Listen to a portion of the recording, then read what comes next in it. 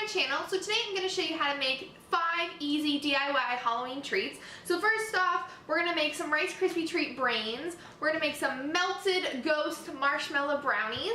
Then we're going to have some Halloween bark that has Reese's Pieces, eyeball sprinkles, and candy corn on it. Then we're also making graveyard gravestone Pop-Tarts. So those are super cute and you can customize those by putting whatever you want with icing on them. And then lastly, we're going to make some peanut butter and chocolate spider cookies. So if you guys want to learn how to make any of these 5 really easy DIYs and find a way to spice up your Halloween parties, then just please keep on watching.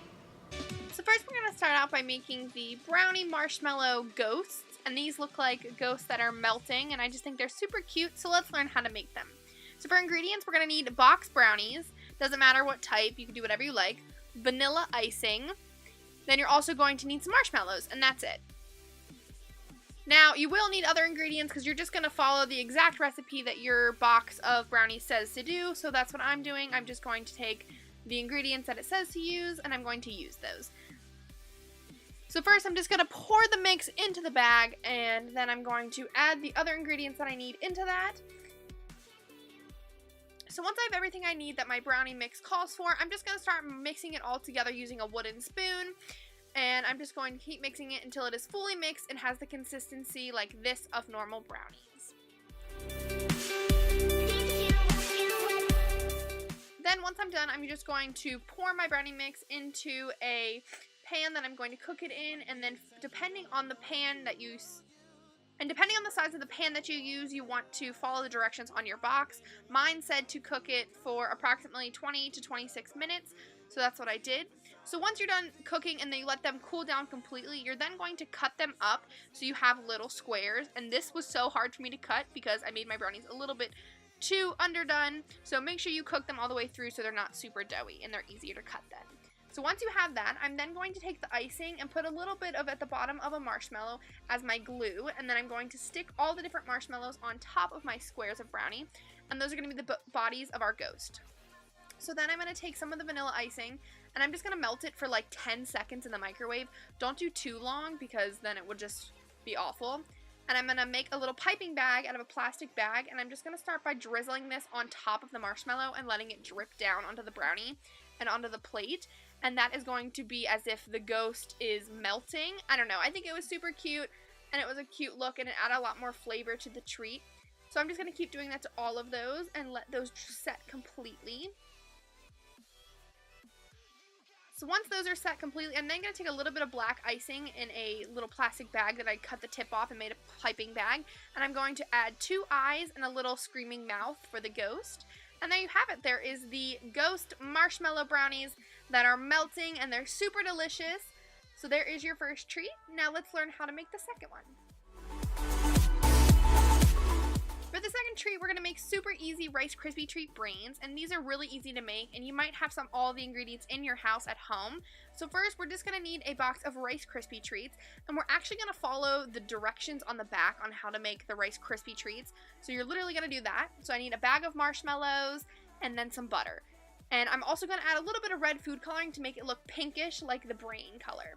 So first, I'm just going to start out by melting the butter in my pan on low heat. And once the butter is melted, I'm going to add the entire bag of marshmallows into my pot. And I'm just going to mix those together until they melt. And once they start getting a little bit melted, I'm then going to take the red food coloring and add a good bit of that because I want it to be a pinkish red shade. So once that is done, I'm just going to start mixing it in completely and until it is fully melted. So once it is fully melted, I'm then just going to add the Rice Krispie Treat cereal into it and then just start mixing it until it is fully mixed together. Once it is fully combined, I'm then going to let it sit for a bit so it doesn't get too hot and you burn your hands. And then I'm just going to form a ball in my hand, and then I'm going to flatten it a bit and add a little crevice in the center of it. I literally just put my finger in and held it to make like a little crack in the center, and that's going to be like the center of the brain. It doesn't make sense of me explaining it, but if you look, you can definitely tell how to do it. It's not that difficult. You're just going to make like you're making a snowball and then flatten it and pinch it in the middle so you get like the brain shape. So I'm then going to take some red icing in a plastic bag. I made a piping bag, and I'm going to draw a line down the center of where our brains are, which is where we put the indent on our finger. And then I'm just going to draw little squiggly lines to represent like the veins in the brain. I don't know, I thought it was super cute, and these are really, really delicious. You can also just not make all of the brains and make normal Rice Krispie treats out of the rest of it like I did. But there is the second treat complete.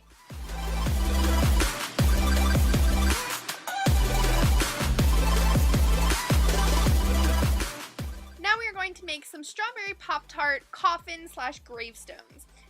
So for this, you're going to need pie crust, you're going to need flour, jelly of any sort, icing, a coffin pie cutter, and then a baking sheet. So first I'm just going to take a little bit of the flour and I'm going to spread it all over my workspace just so the dough doesn't stick. And then taking the pre-made pie crust, I'm just going to roll that out onto my flour so that it is all ready to work on. And then I'm just going to go through and cut out a whole bunch of the different little shapes with my cookie cutter. And once I cut them out, I'm just going to put them on my baking sheet, and then we are ready to work and start adding the jelly and making them into Pop-Tarts. So then to make the filling process easier, I'm going to take the strawberry jelly and put it into a plastic bag again and make my own little piping bag. And I'm just going to draw a line down the center of the Pop-Tarts crust. And I'm only going to do half of them, so I'll have a topper for this. You want to make sure that you don't put too much jelly, otherwise it'll leak out of the Pop-Tarts when you cook them and we'll just make a mess. So just add a little bit, and then I'm going to just take the other side and stick it on top. So once I have them stuck together, I'm then just going to take a fork and I'm going to go around the edges of the coffin, and I'm just going to press the two doughs together just to seal everything in and to make sure that your jam doesn't leak out while you are baking. And then I'm just going to add some holes on the top so they don't explode and get too big. So then I'm going to cook that for 20 to 25 minutes, depending on the heat of your oven, it'll be different. So once I let those cool completely down, I'm then going to start decorating them with a little bit of white icing that I put into a plastic bag and cut the tip off to make a makeshift piping bag. So right here I'm drawing a spider web with a spider crawling down it, and I know I'm not the best artist. It's a little bit hard with icing, so you know, do your best. And then I'm going to write RIP on a bunch of them. So do whatever you like. You can be really creative with this and make them however you would like. So there are your strawberry Pop-Tart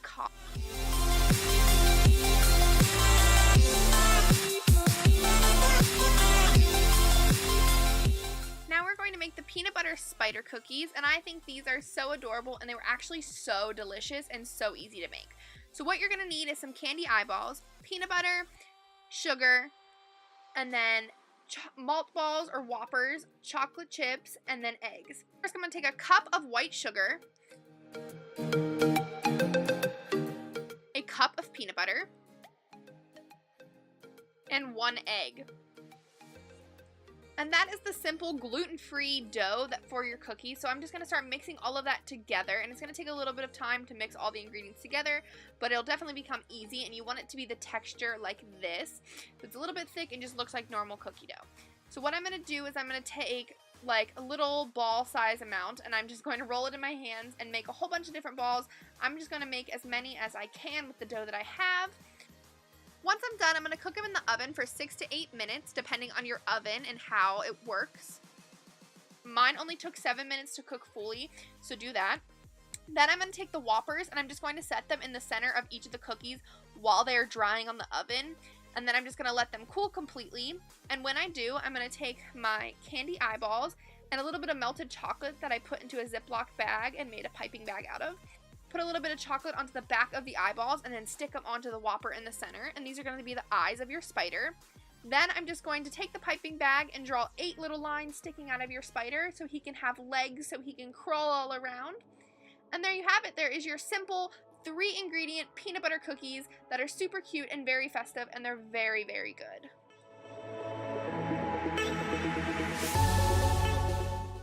Lastly, we're going to make the Halloween bark, and this is the easiest out of them to make, and you can make it as much of a custom blend as you would like. So you're going to need some wax paper, some white chocolate or other types of candy melts, some candy corn, Reese Pieces, or any other Halloween colored snacks or sprinkles.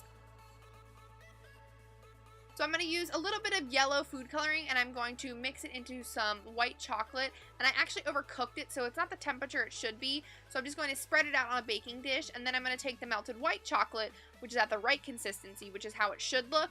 And then I'm just also going to blend that in with the yellow and all over the baking sheet so it's a nice thin layer. And then once I have it to the thinness I want and how I like it, I'm going to take some dark chocolate in a piping bag, and I'm just going to squiggle that all over the place. And then I'm going to start adding the eyeballs, some candy corn, and some Reese's Pieces just to make it super festive. And then I'm going to let that sit and dry completely. And once it is set, I'm just going to start breaking it off into big chunks. And then that is it. That's your simple Halloween candy bark that is super easy, super customizable, and it's really, really good, and you can make it however you would like it.